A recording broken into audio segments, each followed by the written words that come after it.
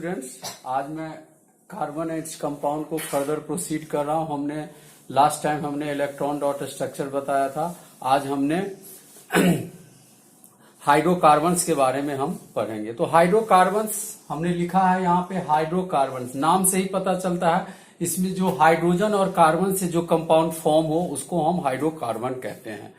अब हाइड्रोकार्बन को हमने इसमें तीन चीज के बारे में पहले पढ़ेंगे। एक होता है हमारा पहले एल्केन, इसके लास्ट इस पे ध्यान देंगे, ये होता है एल्केन ANE।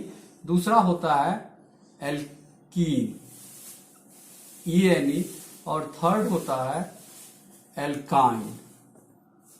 ये हमारा इस वर्ड पे आप ध्यान देंगे, ये एल्केन हुआ, ये एल्कीन और ये एल्काइन हुआ। अब इस तीनों के बारे में हमने स्ट्रक्चर के पढ़ेंगे। तो होता है क्या, सबसे पहले हम एल्केन के बारे में पढ़ेंगे। एल्केन ये हो गया हमारा एल्केन। इसका जनरल फॉर्मूला क्या होता है? इसके जनरल फॉर्मूला होता है CnH2n+2 where n is equal to 1, 2, 3 so on। That means कि n is equal to 1, 2, 3, यानी कि यहां पर जहां जहां हमारा n है वहां पर हम 1 वैल्यू पुट करेंगे, 2 वैल्यू पुट करेंगे और इसके कंपाउंड हमारे आते चले जाएंगे। फॉर एग्जाम्पल यहाँ पर if n is equal to 4 हम लेते हैं, n इज इक्वल टू 1 लेते हैं, तो क्या ये आ जाएगा? ये आ जाएगा C और n के जगह पर 1 लिया तो वहां 1 और n के जगह पर यहाँ पे 2 लेंगे तो 2 2 जा 4 प्लस 2 CHN2n प्लस, तो यहां पर आ गया 4। यहाँ पे 2 को हम यहाँ पे 1 लेंगे तो 2 1 जा 2 और प्लस 2, तो ये 4 आ गया C। इसको हम बोलते हैं क्या? तो ये होता है हमारा n इक्वल टू 1। तो सबसे पहले ये होता है मेथ। लेकिन हमने मेथ लिखा, ये लिख रहे हैं किसका है? ये ग्रुप हमारा एल्केन ग्रुप का है, तो यहां पर एल्केन का हम सरनेम लगा देंगे ANE। Second n equal to अगर हम 2 लेते हैं तो यहाँ पे क्या आ जाएगा? ये n इक्वल टू 2, यहाँ पे C के जगह पे 2 आ जाएगा, H के जगह पर 2, तो 2 2 जा 4 प्लस 2 यानी कि C2 और H6। अब इसका नाम क्या होगा? ऐसे करके हम इसका नाम देंगे, एथ लिखेंगे। लेकिन ये किस ग्रुप का है? AN का, तो ये हो जाएगा हमारा ethane.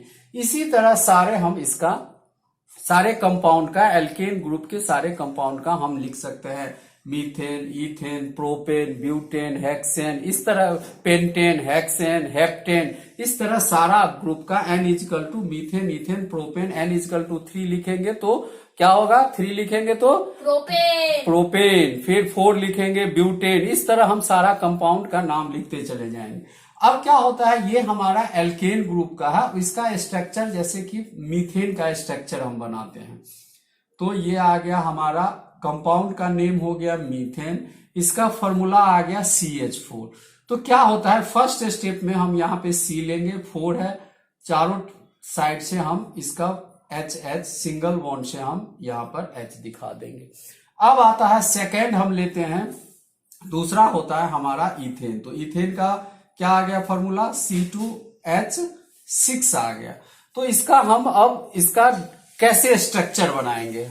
How to make the structure? तो स्ट्रक्चर 2 C था, तो फर्स्ट स्टेप में एक C को यहां रखेंगे सिंगल बॉन्ड से और दूसरे C को भी यहां रखेंगे।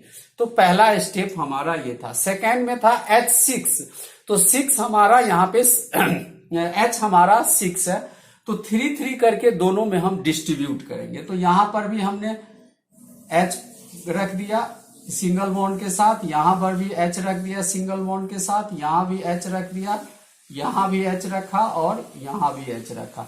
हमने सिंगल बॉन्ड से इसको हम डिस्ट्रीब्यूट कर दिया। अब क्या होता है, मीथेन इथेन आ गया। इसी तरह इस एल्केन ग्रुप के सारे कंपाउंड को हम बना देंगे। अब क्या होता है, जब भी हमारा सिंगल बॉन्ड हो तो सिंगल बॉन्ड को हम लोग बोलते हैं सैचुरेटेड हाइड्रोकार्बन।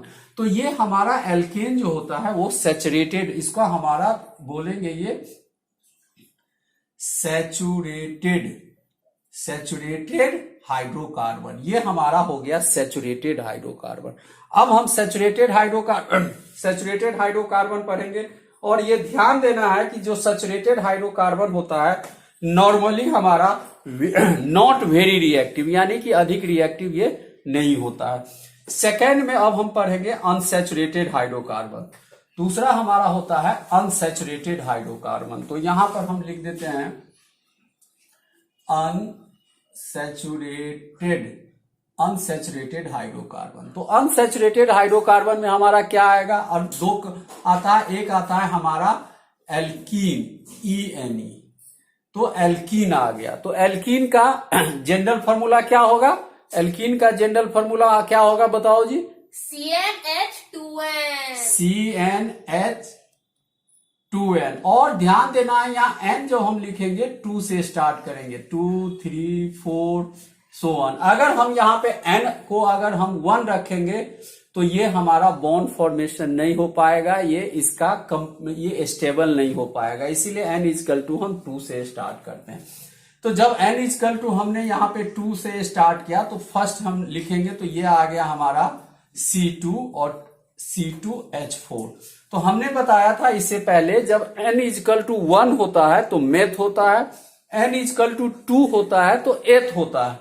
तो सिमिलरली इसका नाम हम लिखेंगे एथ। लेकिन ये किस ग्रुप का है, इसके लास्ट में सरनेम क्या है, ENE। तो यहां पर क्या आएगा, इथीन आ जाएगा, इथीन। इसी अब हम मीथेन का हम हो ही नहीं सकते हैं, ये हो गया इथीन। इसका स्ट्रक्चर हमें बनाना है। अब इथीन का स्ट्रक्चर हम यहाँ पे आ गया C2 और H4। तो क्या पहले बताया कि ये हमारा अनसैचुरेटेड हाइड्रोकार्बन है। तो ध्यान रखना है जो अनसैचुरेटेड हाइड्रोकार्बन होता है उसमें डबल बॉन्ड और ट्रिपल बॉन्ड होता है। तो ये इसका हम अब देखेंगे कि इसमें कौन सा बॉन्ड होगा, डबल होगा या ट्रिपल होगा। तो यहां पर हमने C लिखा। और अगर आप सिंगल बॉन्ड यहां पर देते हो, H देते हैं, C दे दिए, 2 C है तो 2C दे दिया फर्स्ट स्टेप में। अब बताया था कि H को हम 4 H है तो इसको हम इक्वली डिस्ट्रीब्यूट अगर करते हैं तो 2 H को अगर आपने यहां रखा और यहां रखा, इस साइड आपने यहां रखा और यहां रखा, तो आप देखेंगे क्या कि H के साथ CC के बीच में हमारा जो बॉन्ड फॉर्मेशन हो रहा है वो सिंगल हो रहा है। तो ये हमारा इनकम्प्लीट है।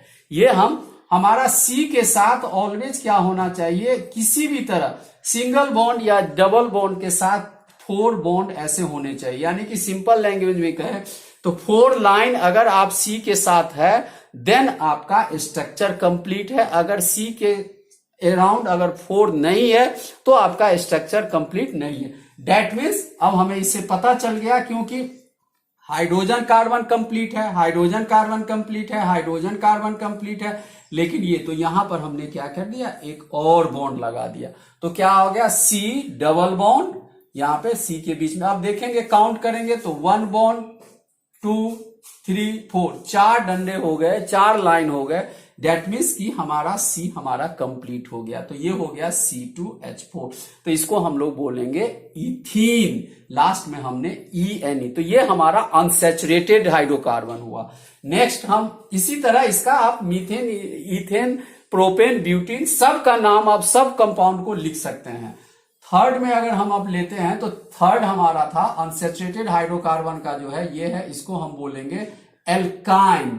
ध्यान देना है लास्ट वर्ड है YNE। तो इसका हमारा जनरल फॉर्मूला क्या होता है, CnH2n-2। और यहां पर n इजिकल टू हम स्टार्ट करेंगे 2 3 4 so on से, इस तरह n इजिकल टू हम स्टार्ट करेंगे। तो क्या इसका जब नेमिंग करते हैं तो हम n इजिकल टू हम यहां पे 2 रखते हैं। तो क्या आ गया C2 और यहां पे 2 रखेंगे तो 2 2 जा 4 4 - 2 तो C2H2। अब बताया कि ये भी हमारा अनसैचुरेटेड कार्बन है। तो अनसैचुरेटेड कार्बन में बताया कि या तो डबल बॉन्ड होगा या ट्रिपल बॉन्ड होगा। तो हम ट्राई करते हैं इसमें कौन सा बॉन्ड होगा, डबल होगा या ट्रिपल होगा, और आप खुद जज कर देंगे। सपोज दैट कि यहां पर हमने C ले लिया और सिंगल बॉन्ड देके C ले लिया और H को हमने एक H को यहां डिस्ट्रीब्यूट किया, एक H को यहां डिस्ट्रीब्यूट। अब ध्यान देंगे कि यहां पर हम इस दोनों C के बीच में सिंगल है, तो ये तो सैचुरेटेड है नहीं, ये अनसैचुरेटेड है। तो अनसैचुरेटेड में बताया डबल बॉन्ड होगा। तो अगर इस बीच में अगर हम 2 देंगे, डबल बॉन्ड डाल दिया, फिर भी देखेंगे कि इस C के अराउंड 1 2 3 आ रहा है, इस C के अराउंड भी 1 2 3 लाइन आ रहा है। तो इस डेट मीन्स कि ये हमारा अभी भी इनकम्प्लीट है। तब क्या करेंगे, यहां पर एक और लाइन हमने दे दिया। अब ध्यान दे, काउंट करें 1 2 3 4। तो इस C के अराउंड भी 4 है, 1 2 3 4। डेट मीन्स कि हमारा फॉर्मेशन ये हो गया। ये हो गया हमारा किसका, तो इथीन का। इसका नाम क्या होगा, ई, यहां पर एथ लिख देंगे, N is equal to 2, that means की एथ, और लास्ट में हमारा इसका सरनेम क्या है, YNE। तो यहां पर हम लिख देंगे, ये हो गया हमारा इथाइन।